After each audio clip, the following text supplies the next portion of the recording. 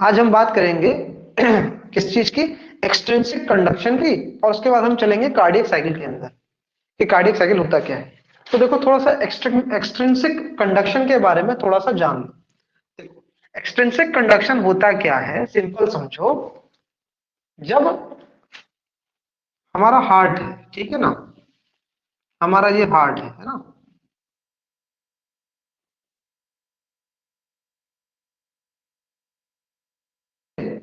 ये हमारा हार्ट हो गया इस तरीके से। तो जब हम बात करते हैं इंट्रिंसिक कंडक्शन की, तो एसए नोड अपने आप काम करता है ना। एसए नोड अपने आप एक्टिविटी, इसकी एक्टिविटी चलती है और ये ऐसे करके सबको बांट देता है, अपने अपने फाइबर, छोटे छोटे फाइबर वाइबर दे देता है, तो ऐसे से काम होता जाता है। ठीक है, खैर हम बात करते हैं किसकी, हम बात कर रहे हैं कि एक्सट्रिंसिक कंडक्शन कैसे होता है इसका। इसका एक्सट्रिंसिक कंडक्शन कैसे होता है, यानी कि बाहरी, हार्ट के बाहर ऐसी कौन सी चीज है जो हार्ट की एक्टिविटी को अफेक्ट करती है ना। तो देखो मेरी बात ध्यान से सुनो। सबसे पहले तो हार्ट की जो एक्टिविटी अफेक्ट करती है, जो बाहरी ऐसे तत्व हैं, बाहरी ऐसे एलिमेंट्स हैं, बाहरी ऐसे सोर्स हैं जो हार्ट की एक्टिविटी को अफेक्ट करती हैं, तो हार्ट की एक्टिविटी को दो तरीके से अफेक्ट करती है। पहला, या तो ये स्टिमुलेट कर देंगे हार्ट की एक्टिविटी को। इसका मतलब ये है कि अगर कोई बाहरी तत्व, यानी कि कोई बाहरी इफेक्टर, चलो आसान शब्द का इस्तेमाल करते हैं, यानी कि कोई बाहरी ऐसा क्या कहते हैं, चीजें, बाहरी ऐसी सोर्स जो हार्ट की एक्टिविटी को फास्ट कर दे, उसको हम क्या बोलेंगे, स्टिमुलेट, स्टिमुलेटर, ऐसा करके दे देते हैं, स्टिमुलेटर। तो एक कैटेगरी स्टिमुलेटर की होगी और एक कैटेगरी किसकी होगी, यहाँ पे ब्लू से लिखते हैं, एक कैटेगरी होगी इनहिबिटर की। इनहिबिटर से मतलब क्या है, जो हार्ट की एक्टिविटी को कम कर दे। अब देखो इस स्टिमुलेटर इनहिबिटर में कैसे डिफरेंशिएट करना है। अगर हमने साइनस रिदम के बारे में पढ़ा था ना, साइनस रिदम कितना होता है, 60 टू 80, साइनस रिदम कितना होता है, 60 to 80 beats per minute, beats per minute, है ना। 80 to beat 60 beat 60 to 80 beats per minute, ये साइनस रिदम होता है, हमने देख रखा है।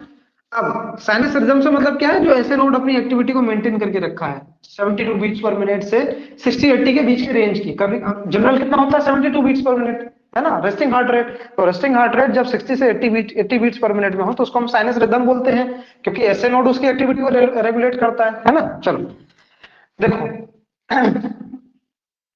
जब जब 80 से ऊपर हो जाए, 80 से ऊपर हो तो इसको स्टिमुलेंट कहेंगे, और स्पेशली अगर 100 से ऊपर हो जाए तो इसको हम बोलेंगे टैकीकार्डिया। तो ऐसी एक्टिविटी जो टैकीकार्डिया कॉज करे, ऐसे क्या कहते हैं, सब्सटेंसेस जो टैकीकार्डिया कॉज करे, यानी कि स्टिमुलेट करे, ऐसे सब्सटेंसेस। अच्छा, टैकीकार्डी तभी होगा जब 100 बीट्स पर ऊपर हो जाएगा, ध्यान रखना ये चीज, ये इंपॉर्टेंट नोट करने वाली बात है। इनहिबिटर कब होगा, यानी कि जब 60 बीट्स पर मिनट से कम होगा, इसको हम क्या बोलते हैं, ब्रेडिकार्डिया। तो ऐसे फैक्टर जो ब्रेडिकार्डिया कॉज करें, ब्रेडिकार्डिया कॉज करें, है ना। तो कौन कौन से ऐसे फैक्टर हैं, कौन कौन से ऐसे फैक्टर हैं, थोड़ा सा उससे बात कर लिया जाए, है कि नहीं। चलो, तो सबसे पहले बात करेंगे किसकी, सबसे पहले बात करेंगे स्टिमुलेटर की।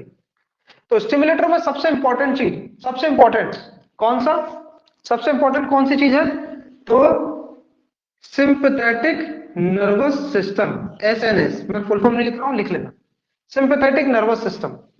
ये सबसे इंपॉर्टेंट स्टिमुलेटर है। ध्यान रखो, फाइट और फ्लाइट रिएक्शन होगा, फाइट और फ्लाइट रिएक्शन होता है। देखो सुनो ध्यान से, हमारा जो नर्वस सिस्टम है ना, उसके कई सारे क्लासिफिकेशन है। जब हम नर्वस सिस्टम को पढ़ेंगे तब हम देखेंगे, ठीक है, अभी समझ लो ऐसा, सिर्फ ऊपर ऊपर से समझो। तो हमारे नर्वस सिस्टम कई सारे तरीके से क्लासिफिकेशन है, उसमें एक क्लासिफिकेशन है सिंपैथेटिक नर्वस सिस्टम का।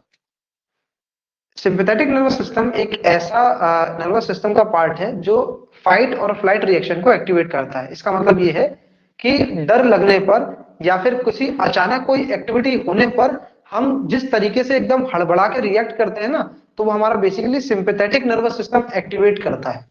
जैसे कि कुत्ते का भौंकना और हमारा डर जाना, ये क्या है, सिंपैथेटिक नर्वस सिस्टम का एक्शन, ठीक है।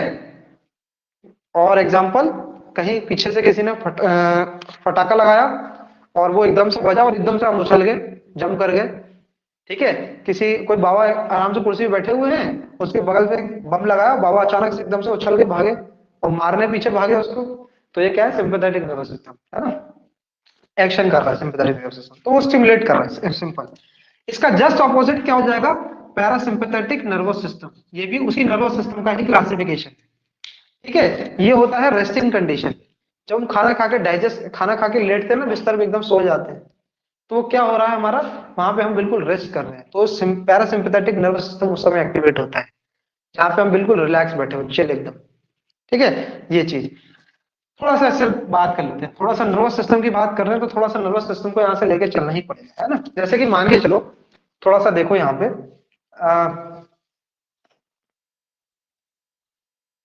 इस तरह से देखो, हार्ट, ये मैंने ब्रेन बनाया, ठीक है। अभी सिर्फ तुमको ये चीज नोट करते हुए चलना है, याद करते हुए चलना है बस। ब्रेन में एक पार्ट होता है, ब्रेन के 3 हिस्से होते हैं, ठीक है। तो सबसे नीचे वाला जो हिस्सा होता है ना, अभी नाम याद नहीं करना है, सिर्फ एक नाम याद करना है इसमें बस। ब्रेन के 3 पार्ट होते हैं, उसमें से जो तीसरा पार्ट होता है ना, उसमें जो तीसरा पार्ट होता है उसमें कुछ एरियाज होते हैं, कुछ और भी एरियाज होते हैं ब्रेन के। उनमें से एक एरिया होता है जिसे हम बोलते हैं medulla oblongata, medulla oblong oblongata, medulla oblongata. ठीक है, क्या होता है, मेडुला ऑब्लंगाटा। यहां पर हार्ट की एक्टिविटी को इंक्रीज करने और डिक्रीज करने का एक कहते हैं कि न्यूरॉन के क्लस्टर, कैसे बोलूं तुमको मैं, क्या जिस शब्द बोलूं इस्तेमाल करूं, कंफ्यूज नहीं होना, ठीक है, जो शब्द का इस्तेमाल करो ना उससे कंफ्यूज नहीं होना। गैंग्लिया होते हैं, गैंग्लिया कहते हैं इनको, है ना। तो न्यूरॉन्स के कुछ गैंग्लियाज होते हैं, चलो ठीक है, सब का इस्तेमाल नहीं करता हूं मैं, कंफ्यूज हो गया, छोड़ो, छोड़ो, बात नहीं कर रहे, स्किप करो, पूरा काटो इसको, जब ब्रेन सिस्टम देखेंगे तब हम बात करेंगे इसकी, स्किप मारो। तो मेडुला ऑब्लंगाटा होता है, ठीक है, मेडुला ऑब्लंगाटा होता है। मेडुला ऑब्लंगाटा जो एरिया होता है ना, ये पूरा एरिया, ठीक है, ये पूरा एरिया है मेडुला ऑब्लंगाटा का। इसी में कुछ न्यूरॉन्स होते हैं, ऐसे याद रखो, कुछ न्यूरॉन्स होते हैं, है ना, कुछ न्यूरॉन्स होते हैं। ये न्यूरॉन्स दो तरीके से क्लासिफाइड होते हैं, एक होता है कार्डियक को एक्सेलरेट करने वाला, एक होता है कार्डियक को, अच्छा रेड से लिखेंगे, एक होता है कार्डियक को एक्सेलरेट करने वाला, और एक होता है कार्डियक को डी एक्सेलरेट करने वाला, यानी कि कार्डियक इनहिबिटरी, आई एन लगा देता हूं, कार्डियक इनहिबिटरी। एक कार्डियक को एक्सेलरेट करने वाला, एक कार्डियक को रोकने वाला, और ये क्या है, सेंटर है, ये क्या है, सेंटर है। तो नाम याद रखना, cardiac acceleratory centre, cardiac inhibitory centre, inhibit करना यानी कि रोकना। तो हार्ट के ब्रेन में एक ऐसा हिस्सा होता है जो हार्ट की एक्टिविटी को फास्ट भी करता है और स्लो भी करता है। जो फास्ट करता है उसको हम बोलते हैं कार्डियक एक्सेलरेटरी सेंटर, जो स्लो करता है उसको बोलते हैं कार्डियक इनहिबिटरी सेंटर। और ये कहाँ होता है, ये होता है मेडुला ऑब्लंगाटा में, मेडुला ऑब्लंगाटा में। ठीक है, ध्यान रखना, सीधी सी बात है, कार्डियक एक्सेलरेटरी सेंटर किसको स्टिमुलेट करेगा, सिंपैथेटिक नर्वस सिस्टम को। Sympathetic nervous system, cardiac acceleratory centre sympathetic nervous system के थ्रू इसको स्टिमुलेट करेंगे, इसको स्टिमुलेट करेंगे, ऐसे नोड को भी और मायोकार्डियम को भी, मायोकार्डियम हार्ट की मसल। तो सिंपैथेटिक नर्वस सिस्टम ऐसे नोड को भी स्टिमुलेट करेंगे, मायोकार्डियम को भी स्टिमुलेट करेंगे। कार्डियक इनहिबिटरी सेंटर किसको स्टिमुलेट करेगा, ये करेगा, सॉरी, ये किसको एक्टिवेट करेगा, पैरासिम्पैथेटिक को। तो ये किसको स्टिमुलेट करेगा, ये भी इसको स्टिमुलेट करेगा, और ये भी मसल को स्टिमुलेट करेगा। ठीक है, यहां पर एक बात याद रखना है, एक बात याद रखना है फिलहाल के लिए, कि ये जिस नर्व के साथ न्यूरॉन्स होते हैं ना, पूरे में नर्व फाइबर फैले हुए होते हैं, तो ये जिस नर्व फाइबर के साथ स्टिमुलेट करता है ना इसको, मतलब इनहिबिट करता है ना इसको, इसको बोलते हैं वेगस नर्व। क्या बोलते हैं, वेगस नर्व, वेगस नर्व, ये बात याद रखना है तुमको, वेगस नर्व। ठीक है, ये बात याद रखना है कि वेगस नर्व जो होता है वो बेसिकली सिग्नल पहुंचाता है हार्ट को, और ये क्रेनियल नर्व है, क्रेनियल यानी कि ब्रेन से 12 नर्व निकलती हैं, 12 में से वेगस नर्व जो कि कौन सी है, 10वीं है। ये स्टार मार्क कर लो, बहुत इंपॉर्टेंट है, ये पूछा जाता है ये, वेगस नर्व क्यों बहुत मतलब, क्योंकि बहुत सारे बॉडी के एरियाज को ये कंट्रोल करता है, ठीक है, इसलिए बहुत इंपॉर्टेंट हो जाता है वेगस नर्व। तो वेगस नर्व जो होता है 10th क्रेनियल नर्व होता है, 10th क्रेनियल नर्व, जो क्या करता है, इनहिबिट करता है। अच्छा, अब यहाँ से देखो, एक सवाल पूछा जा चुका है इसमें, ठीक है, एक सवाल पूछा जा चुका है, नीट में भी पूछा है, और नीट नीट एग्जाम आता है ना बच्चों के, उसमें भी पूछा है, और एक ऐसा आया था, मैच द फॉलोइंग आया था, उस मैच द फॉलोइंग में पूछा हुआ था। तो कुछ न्यूरोट्रांसमीटर होते हैं, न्यूरोट्रांसमीटर जानते ही हो, नर्वस सिस्टम तुम लोगों ने पढ़ रखा है, जिसे हम बोलते हैं एसिटाइल कोलिन, एसिटाइल कोलिन, ठीक है। एसिटाइल कोलिन जनरली स्टिमुलेट करता है, तुमने देखा होगा मसल में जब हमने पढ़ा था स्केलेटल मसल में, तो एसिटाइल कोलिन क्या कर रहा था, मसल की एक्टिविटी को फास्ट कर रहा था, यानी कि वो वहां स्टिमुलेट कर रहा था।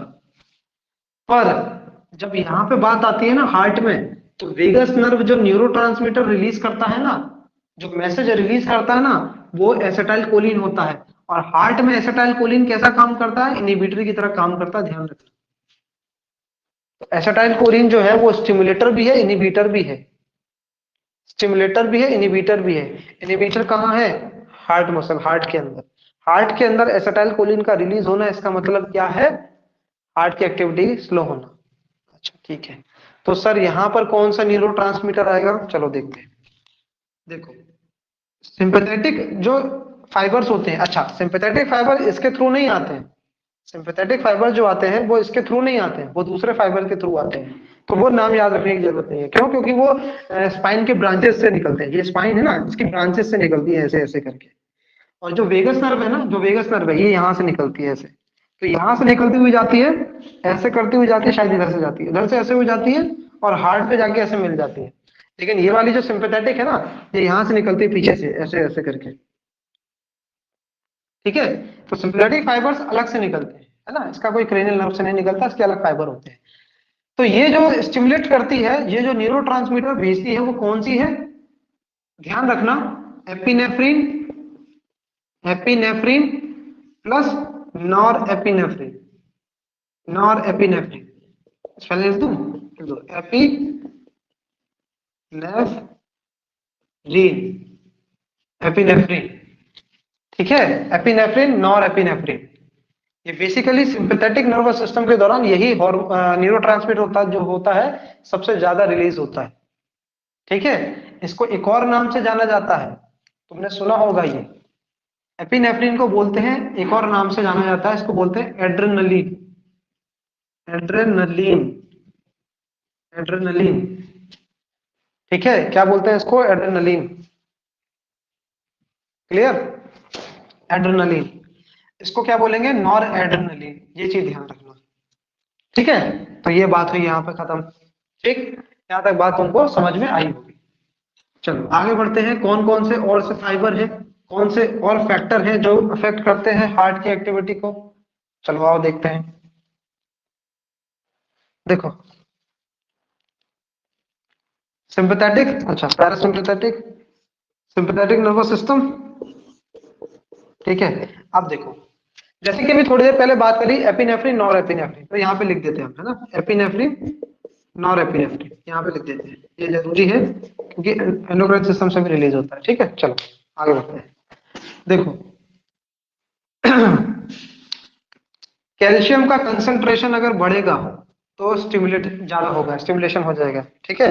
ये क्या करेगा, यहाँ पे लिखते जा रहा हूँ, लिस्ट बनाते जा रहा हूँ, लिखते जाना। Sympathetic nervous system, epinephrine nor epinephrine, calcium, उसके साथ thyroid stimulating hormone, thyroid hormone, thyroid hormone लगाओ, थायराइड हार्मोन लिख लो, आगे मैं बताऊंगा कौन सा होता है, जब नर्वस वो पढ़ेंगे तब, एंडोक्राइन सिस्टम। तो थायराइड हार्मोन, यहाँ पे थायरोक्सिन लिख लो, चाहो तो थायरोक्सिन लिख लो, थायरोक्सिन लिख लो, ऐसा करके थायरोक्सिन लिख लो, एक काम करो, थायरोक्सिन हो गया, ठीक है। थायरोक्सिन इसको स्टिमुलेट करता है, क्लियर।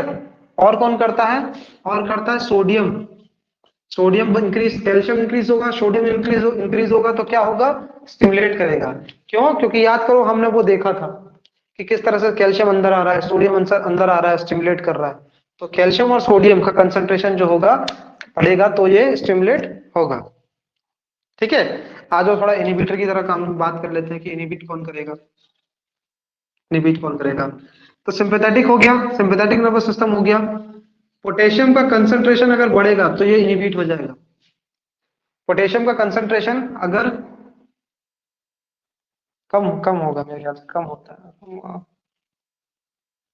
पोटेशियम का कंसंट्रेशन इंप्रूव करता है। एक बार मैं चेक करूंगा कि इसका इंक्रीज करता है या फिर जब डिक्रीज करता है, ये मैं चेक। पोटेशियम चैनल से रिलीज होते हैं ना उस टाइम पे, तो हम्म। बाहर का, तो बाहर के हिस्से में उसका मतलब इंक्रीज होगा। पोटेशियम के बढ़ने से, मेरे ख्याल से बढ़ने से होता है यार। पोटेशियम के बढ़ने क्योंकि वो से रिलीज हो रहे समझ हो रहा ना, हूँ समझ रहा हूँ वो मैं, इसीलिए बाहर मैं के हिस्से में। फिर हाँ इसे इसीलिए मैं थोड़ा सा मतलब कंफर्म करूंगा कि इसके डिक्रीज में हो रहा है कि इंक्रीज में हो रहा है ना। मैं थोड़ा कंफर्म करके बता दूंगा। थोड़ा सा यहाँ पे मुझे डाउट हो रहा है, बट पोटेशियम कंसंट्रेशन अफेक्ट करता है, थोड़ा सा देख के बताऊंगा मैं इसको, है ना। चलो आगे बढ़ते हैं। और कौन सा है जो इसको इनहिबिट करता है। तो देखो अ, क्या बोलते हैं उनको, क्या बोलते हैं उनको, अभी ड्रग के अंदर बात करते हैं उसको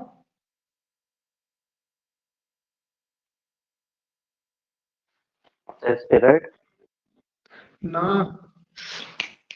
ड्रग्स होते हैं ना कुछ,